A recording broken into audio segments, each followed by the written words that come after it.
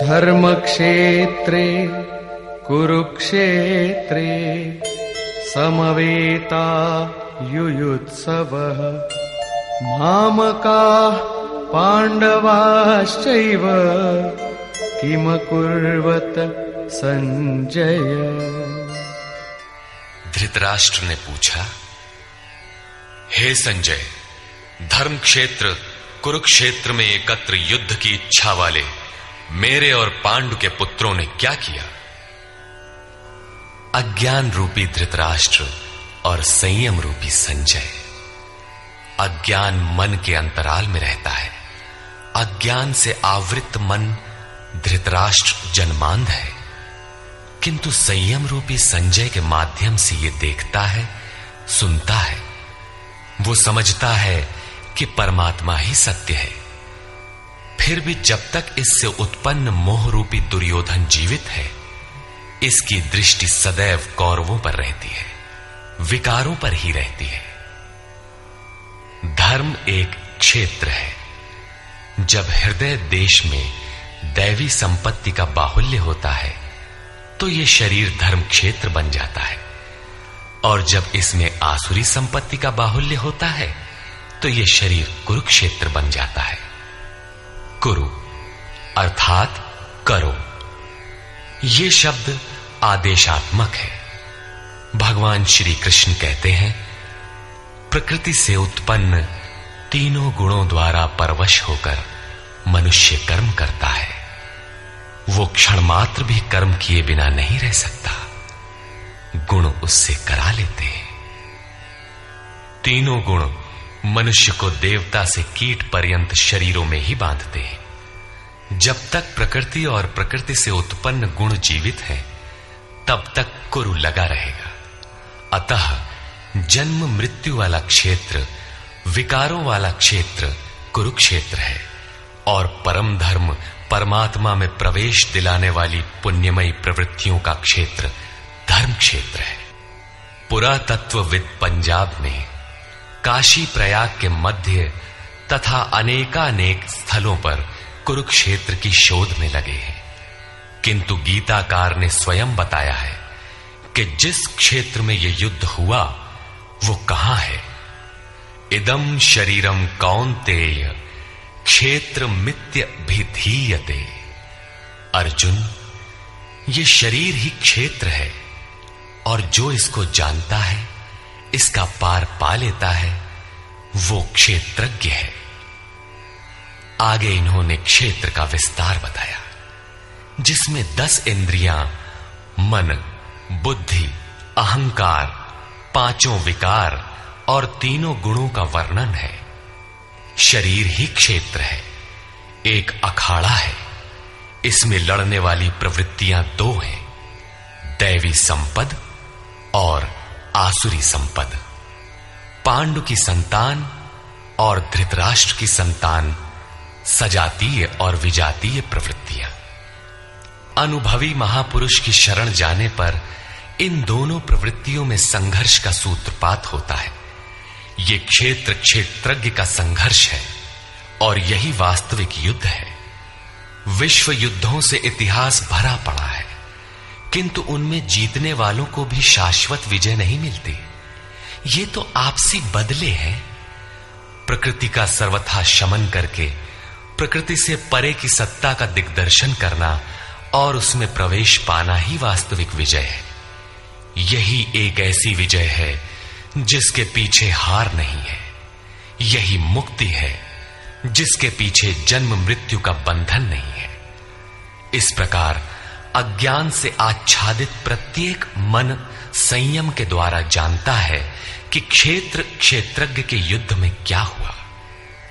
अब जैसा जिसके संयम का उत्थान है, वैसे वैसे उसे दृष्टि आती जाएगी।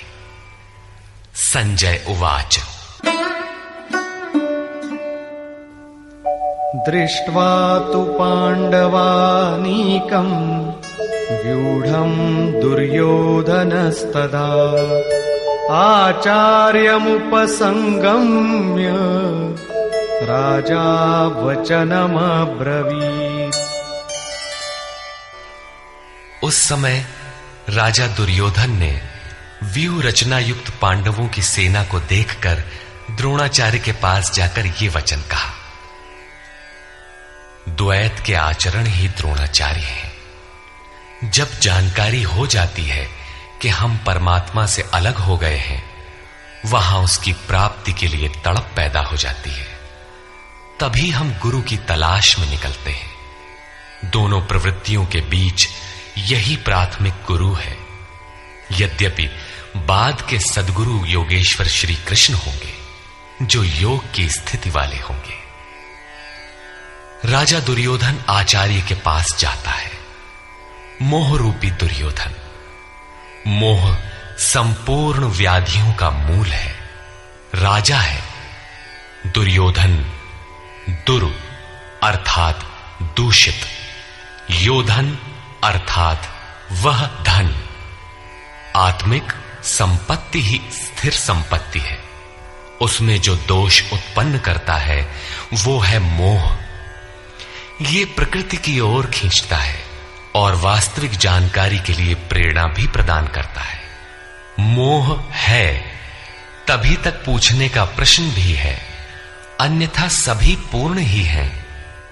अतः व्यूह रचना युक्त पांडवों की सेना को देखकर, अर्थात पुण्य से प्रवाहित सजातीय वृत्तियों को संगठित देखकर, मोह रूपी दुर्योधन ने गुरु द्रोण के पास जाकर यह कहा,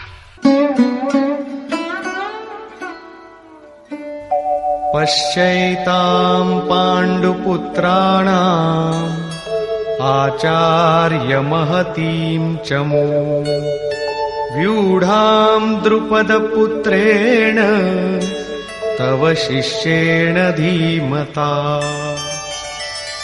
हे आचार्य, आपके बुद्धिमान शिष्य द्रुपद पुत्र धृष्टद्युम्न द्वारा व्यूहाकार खड़ी की हुई पांडु पुत्रों की इस भारी सेना को देखिए। शाश्वत अचल पद में आस्था रखने वाला दृढ़ मन ही धृष्टद्युम्न है। यही पुण्यमयी प्रवृत्तियों का नायक है। साधन कठिन न मन कर टेका। साधन कठिन नहीं, मन की दृढ़ता कठिन होनी चाहिए। अब देखें सेना का विस्तार। अत्र शूरा महेश्वासा भीमार्जुन समायुधि युयुधानो विराटश्च द्रुपदश्च महारथः। इस सेना में महेश्वासा, महान ईश में वास दिलाने वाले भाव रूपी भीम, अनुराग रूपी अर्जुन के समान बहुत से शूरवीर, जैसे सात्विकता रूपी सात्यकी, विराट सर्वत्र ईश्वरी प्रवाह की धारणा, महारथी राजा द्रुपद अर्थात अचल स्थिति, तथा धृष्टकेतुश्चेकितानः काशीराजश्च वीर्यवान् पुरुजित कुंती भोजश्च शैब्यश्च नरपुंगवः। धृष्ट केतु दृढ़ कर्तव्य, चेकितानः जहां भी जाए वहां से चित्त को खींचकर इष्ट में स्थिर करना, काशीराजः काया रूपी काशी में ही वो साम्राज्य है, पुरुजित स्थूल सूक्ष्म और कारण शरीरों पर विजय दिलाने वाला पुरुजित, कुंती भोजः कर्तव्य से भव पर विजय, नरों में श्रेष्ठ शैव्य अर्थात सत्य व्यवहार। युधामन्युश्च विक्रान्तः उत्तमौजाश्च वीर्यवान् सौभद्रो द्रौपदेयाश्च सर्व एव महारथाः। और पराक्रमी युधामन्यु, युद्ध के अनुरूप मन की धारणा, उत्तमौजाः शुभ की मस्ती सुभद्रा पुत्र अभिमन्यु, जब शुभ आधार आ जाता है तो मन भय से रहित हो जाता है। ऐसा शुभ आधार से उत्पन्न अभय मन ध्यान रूपी द्रौपदी के पांचों पुत्र वात्सल्य, लावण्य, सौम्यता, स्थिरता, सहृदयता सब के सब महारथी है। साधन पथ पर संपूर्ण योग्यता के साथ चलने की क्षमताएं हैं। इस प्रकार दुर्योधन ने पांडव पक्ष के 15-20 नाम गिनाए जो दैवी संपद के महत्वपूर्ण अंग हैं। विजातीय प्रवृत्ति का राजा होते हुए भी मोह ही सजातीय प्रवृत्तियों को समझने के लिए बाध्य करता है। दुर्योधन अपना पक्ष संक्षेप में कहता है, यदि कोई बाह्य युद्ध होता तो अपनी फौज बढ़ा चढ़ा कर गिनाता। विकार कम गिनाए गए क्योंकि उन पर विजय पाना है। वे नाशवान हैं। केवल 5-7 विकार बताए गए जिनके अंतराल में संपूर्ण बहिर्मुखी प्रवृत्ति विद्यमान है। जैसे अस्माकं तु विशिष्टाये तान्निबोध द्विजोत्तम नायका मम सैन्यस्य संज्ञार्थं तान् ब्रवीमि ते। द्विजोत्तम, हमारे पक्ष में जो प्रधान हैं उन्हें भी आप समझ लें। आपको जानने के लिए मेरी सेना के जो नायक हैं उनको कहता हूं।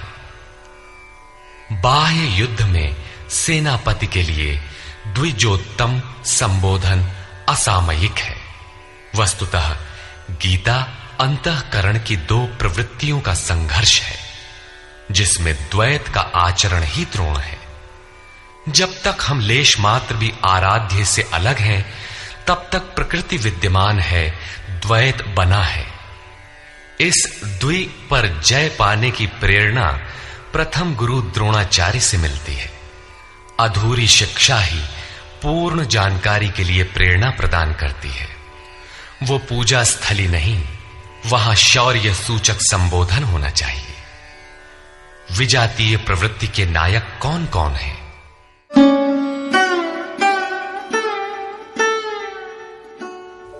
भवान् भीष्मश्च कर्णश्च कृपश्च समितिञ्जयः अश्वत्थामा विकर्णश्च सौमदत्तिस्तथैव च।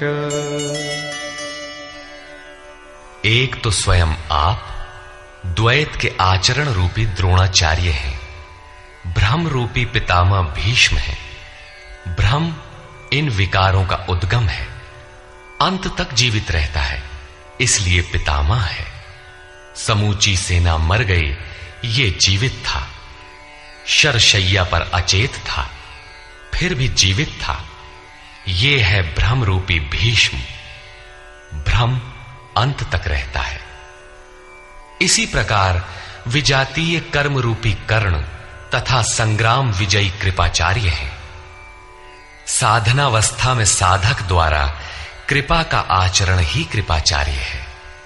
भगवान कृपाधाम है और प्राप्ति के पश्चात संत का भी वही स्वरूप है।